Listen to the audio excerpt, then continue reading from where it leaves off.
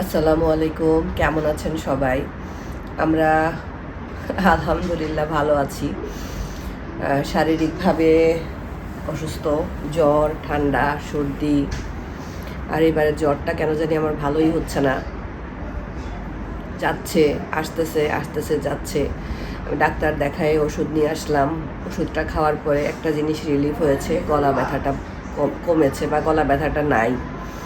আপনারা আমার কথা শুনে বুঝতে পারতেছেন, কিন্তু জ্বর আছে, প্রচুর পরিমাণে জ্বর আসতেছে। আবার ওষুধ খেলে ঘামতেছি, জ্বর চলে যাচ্ছে, এরকম অবস্থা আর কি। তো অসুখ হলে তো সবচাইতে বেশি আসলে আমি আম্মুকে মিস করি।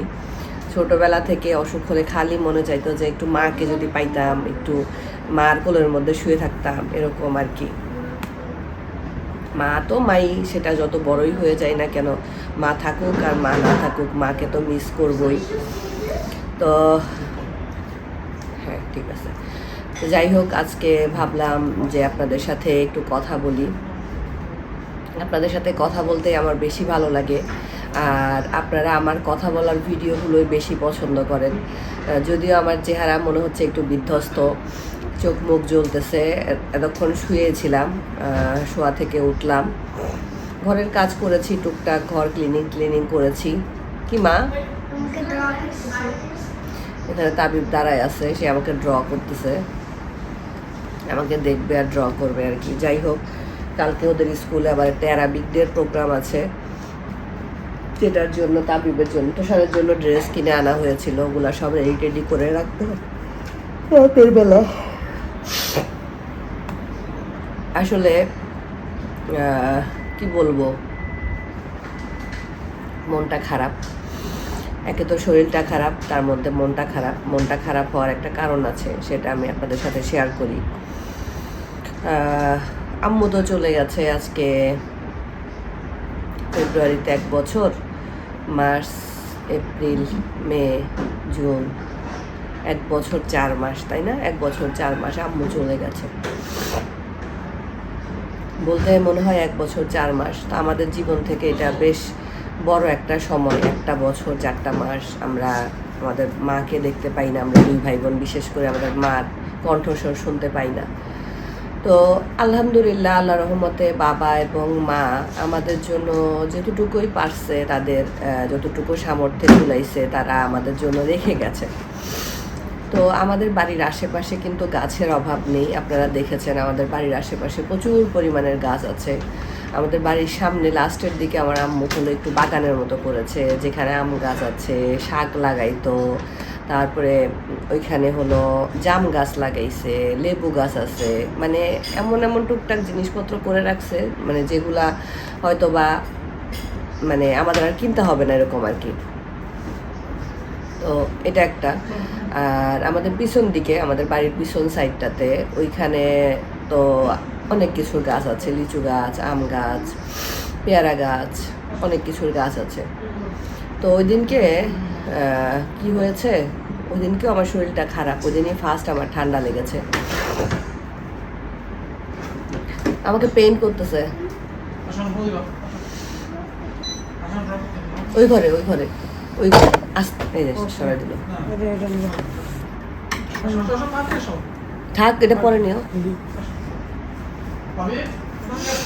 তারা এখন হলো শুবে আর কি, তারা এখন হলো ঘুমাবে, ঘুমানোর প্রস্তুতি নিচ্ছে। ওকে যাও, আমি আরবিকদের সব রেডি করে রাখবো, সমস্যা নেই।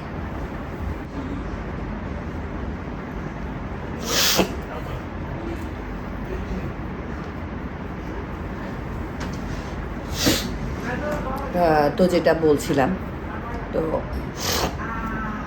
মোটামুটি আমাদের বাড়িতে সব রকমের ফলের গাছ আছে। মানে আমাদের দেশীয় ফল আসলে বাহির থেকে কিনে আল্লাহ রহমতে খেতে হয় না। আর ওদিন যেটা বলতেছিলাম যে ভাবি ফোন দিয়েছিল, তো ওই সময় আমি ফোনটা পিক করতে পারি নাই, আমি পরে গিয়ে ফোনটা পিক করেছি আর কি। তো আমি ফোনটা ধরার সাথে সাথে ভাবি আমাকে বলতেছে তোকে একটা জিনিস দেখাবো। তো আমি ভাবছি হয়তো বা মানে ভালো কিছু বা সুন্দর কিছু আমাকে ভাবি দেখাবে আর কি। তো ভাবি ব্যাক ক্যামেরা দিয়ে দেখালো একটা বড় একটা গামলা ভর্তি ছোট ছোট ছোট ছোট সব কাঁচা পেয়ারা, একদম এইটুক এইটুক এইটুক এইটুক, দেশি দেশি যে পেয়ারা, কাঁচা ছোট ছোট পেয়ারা। আমি এত পেয়ারা দেখে বলতেছি, আল্লাহ এত পেয়ারা কই পাইছো, তাও আবার এত ছোটো ছোটো কাঁচা পেয়ারা। তখন মানে ভাবি বলা শুরু করছে, তো ভাইয়া বলতেছে আমাকে দাও আমি বলি। তো ভাইয়া বলল আর কি যে আমাদেরই একজন আত্মীয় আর কি, সে হলো আমার মার গাছটা কেটে দিয়েছে। গাছটা মানে ভাইয়ার কাছে নাকি সকালে আসছে, এসে বলছে যে বাপ্পি এরকম তো তোমাদের পেয়ারা গাছের ডাল হইলো আমাদের নেটের লাইনের উপরে গিয়ে পড়ছে, তো এটা কী করবা? তো ভাইয়া বলছে যে যদি বেশি সমস্যা হয় তাহলে আগাটা একটু ছেটে দেন, ভাইয়া এটা বলছে। তো ভাইয়া তো এটা বলছে, ভাবছে যে আর কতটুকুই বা কী করবে। তো ভাবি বিকালবেলা নাকি নিচে নামতে হাঁটতে বেরিয়েছে, নিচে নামছে, দেখতেছে যে সবাই এরকম পেয়ারার ডাল নিয়ে আসতেছে। তো ভাবি বলছে কি ব্যাপার, তোমরা এই পেয়ারার ডাল কই পাইছো? বলছে কেন তোমরা জানো না, তোমাদের পেয়ারা গাছ তো কেটে দিছে। তো ভাবি গেছে পিছন সাইডে, গিয়ে দেখতেছে যে পুরা একদম মানে পেয়ারা গাছ ছাটা তো দূরের কথা, পুরা পেয়ারা গাছটা একদম পুরা কেটে দিছে আর কি, একদম পুরা গাছটা কেটে ফেলছে। আর মিনিমামও যদি হয় তাহলে 40 কেজির মতো পেয়ারা ছিল ওই গাছটাতে। মানে আমরা গেলে একদম সুন্দর পেয়ারা খেতে পারতাম আর কি, মায়ের হাতের লাগানো গাছের পেয়ারা খেতে পারতাম। এখনো পর্যন্ত খাই নাই এই গাছের পেয়ারা, খাইতে পারতাম। এত খারাপ লাগছে যে আজকে যদি আমার মা থাকতো তাহলে এই কাজটা কোনোভাবেই সম্ভব হতো না, কোনোভাবেই করতে পারতো না। কারণ এই গাছগুলো যখন আম্মু লাগায় তখন এই গাছের একটা পাতাও যদি কেউ ছিঁড়তো, আম্মু হলো বকাবকি করতো, বলতো যে এটার একটা জীবন আছে, কষ্ট করে আমি লাগাইছি।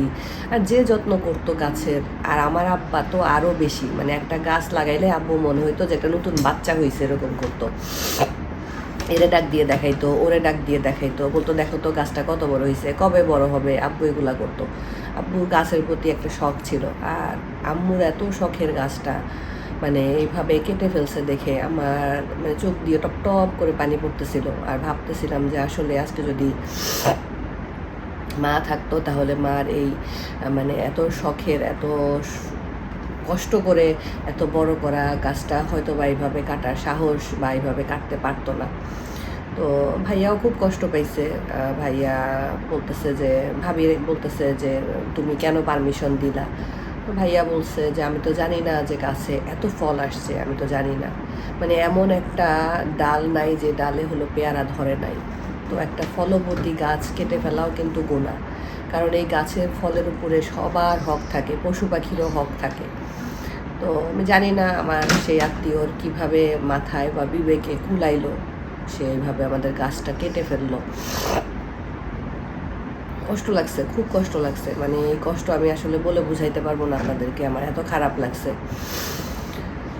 যাই হোক, এটাই মনে হয় বাবা মা না থাকার মনে হয় মানে বাবা ছিল না তো, বাবা না থাকলেও আমরা কখনো আসলে বুঝতে পারি নাই যে বাবা নাই, কারণ মা এমনভাবে আগলায় রাখতো সব কিছু, আমাদের কখনো টু শব্দটাও আসলে শুনতে হয় নাই। মা সবসময় তার জান প্রাণ পরিশ্রম দিয়ে আমাদের সব কিছু আগলায় রাখতো।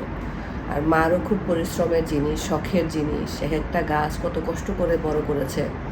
তো সেই গাছটাকে এইভাবে যখন কেটে ফেলেছে দেখে মানে আমার কাছে মনে হয়েছে যে আল্লাহ, মানে আমার মা যদি আজকে থাকতো, আমার মা কতটা কষ্ট পাইতো। আমার মা থাকলে এটা সম্ভবও হইতো না, আসলে যেটা সত্য কথা, আমার মা থাকলে কোনোভাবেই সম্ভব হইতো না।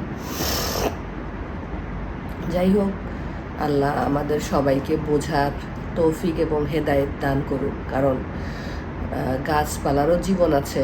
ঠিক আছে, আমার গাছের ডালটা আমার সমস্যা করতেছে, সে বলতে পারতো আমার ভাইকে যে তোমরা এটার একটা ব্যবস্থা করো, বা দেখো গাছে কিন্তু অনেক ফল আছে, এটা বলতে পারতো যে গাছে কিন্তু অনেক ফল আছে, তো এটার একটা ব্যবস্থা করো। দেখো ভাইয়া তো জানে না যে এত ফল আসছে, মানে পেয়ারাগুলো যদি আপনারা সাধারণ মানুষও দেখেন আপনাদের চোখে পানি চলে আসবে, মনে হবে যে আল্লাহ এটাও সম্ভব, এত গাছ ভর্তি একটা পেয়ারার গাছটা কেটে ফেললো। আসলে কি বলবো, কিছু বলার নাই। যাই হোক, সবই আল্লাহর ইশারা, সবই আল্লাহর ইচ্ছা। কিন্তু খুব খারাপ লাগছে, মনে হচ্ছে যে কত বড় একটা সর্বনাশ হয়ে গেল আমাদের, কত বড় সর্বনাশ। একে তো মানে মার এত শখের জিনিস, যে মা দুনিয়াতে নাই, আর তার মধ্যে এতগুলো পেয়ারা ভর্তি একটা গাছ। পেয়ারা আমরা বাজার থেকে কিনে খেতে পারবো ইনশাল্লাহ, কোনো সমস্যা নাই, কিন্তু মায়ের হাতের লাগানো, মায়ের হাতের ছোঁয়া, নিজেদের গাছের পেয়ারা গাছ থেকে পেরে খাওয়া, এটা তো আসলে অন্যরকম একটা জিনিস। যাই হোক, ওনার মন এটা, ওনার বিবেকে হয়তো বা এটাই ভালো মনে হয়েছে, উনি করেছেন। অথচ আমার থাকার কিছু না বলি, নিজেরই মানুষ বললে হয়তো বা অনেক কিছু বলা যায়, কিন্তু নিজেদের মানুষকে আর কি বলবো বলেন। আমি কখনো আসলে নিজের মানুষের বা নিজেদের কোনো কিছু নিয়ে কথা বলতে চাই না, কিন্তু এই জিনিসটা আমাকে খুব বেশি কষ্ট দিছে, আমার খুব খারাপ লাগছে। কারণ মা চলে গেছে, তো মায়ের আগলে রাখা জিনিসপত্রে যখন আজ আসে তখন সন্তানদের অনেক কষ্ট লাগে। তো সেই সন্তান হিসেবে আমার কাছে মনে হয়েছে যে না, আমার মায়ের এত শখের কষ্টের জিনিসটাকে এইভাবে কেটে ফেললো, এই জিনিসটা আমি কোনোভাবেই যেন মানতে পারতেছি না। আমার যখনই মনে পড়ে তখনই কষ্ট লাগে। ভাবি আমাকে অনেকগুলো ভিডিও করে পাঠাইছিল, আমার ভিডিওগুলো দেখার আসলে সাহস হয়নি, কারণ আমি ওই গামলা ভর্তি পেয়ারা দেখেই আমার চোখ দিয়ে টপ টপ করে পানি পড়তেছিল যে এতগুলো পেয়ারা, এটা মা গাছ না, মা ফল ভর্তি একটা গাছ। যাই হোক, আল্লাহ হেদায়েত দিক, এটাই বলবো। আর দোয়া করবেন আমি যেন একটু তাড়াতাড়ি সুস্থ হয়ে যাই, কারণ অনেকগুলো কাজ আছে, পরপর অনেকগুলো কাজ আছে। সুস্থ না হলে কাজগুলো আসলে করতে পারতেছি না। আর দেশে যাব ইনশাল্লাহ, সেই ডেটটাও আস্তে আস্তে আগায় আসতেছে। আচ্ছা, আমার আরেকটা অনুরোধ আপনাদের কাছে, আমার কাছে পার্সোনালি যারা অর্ডার করেছেন, হিজাব বিন যারা আমাকে পার্সোনালি অর্ডার করেছেন, তারা ইনশাল্লাহ জুলাইয়ের শেষে অথবা আগস্টের শুরুতে আপনাদের সমস্ত অর্ডার আমি ইনশাল্লাহ ক্লিয়ার করে দিব। আমি আপনাদের অর্ডার আপনাদের হাতে পৌঁছাই দিব। শুধু একটা মাত্র আপনাদের কাছে আমার অনুরোধ, আপনারা দেখে শুনে, আমার ভিডিও দেখে, আমার কাছ থেকে ছবি দেখে সব কিছু করে অর্ডার করেছেন। দেশে যাওয়ার পরে, দেশে যখন আমি ডেলিভারি শুরু করব, তখন দয়া করে মানে ইনশাল্লাহ আশা করি আপনারা আমাকে কোনো রকম কোনো প্রকার কষ্ট দিবেন না, কারণ প্রি অর্ডারের জিনিস তো আপনারা হয়তোবা মিনিমাম একটা অ্যামাউন্ট হয়তোবা 200-300 টাকা দিয়ে অর্ডার কনফার্ম করেন, বাট সেই অর্ডারটা আমাকে টাকা দিয়ে কিনে প্যাকেট করে তারপরে আপনাদের দরজা পর্যন্ত পাঠাতে হয়, ডেলিভারি ভ্যানকে বাসায় ডেকে নিয়ে এসে সব কিছু শেষ করে পাঠাতে হয়।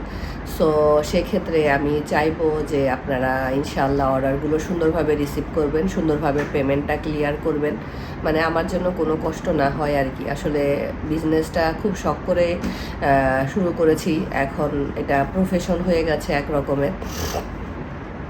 তো এটাই চাইবো যে আপনারা আমাকে, মানে কি বলবো, মানে হাত জোর করে চাইবো যে আপনারা ইনশাল্লাহ আশা করি যে আমাকে কোনো রকম মানে কষ্ট দিবেন না আর কি এই প্রোডাক্টগুলোর ক্ষেত্রে।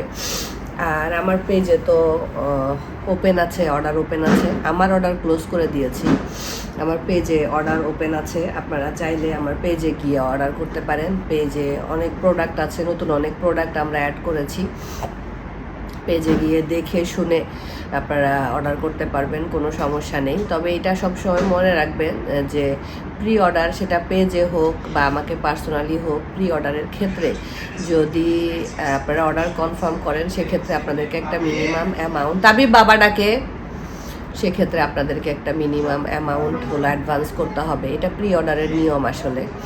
তো এটাই বলতে চাচ্ছিলাম।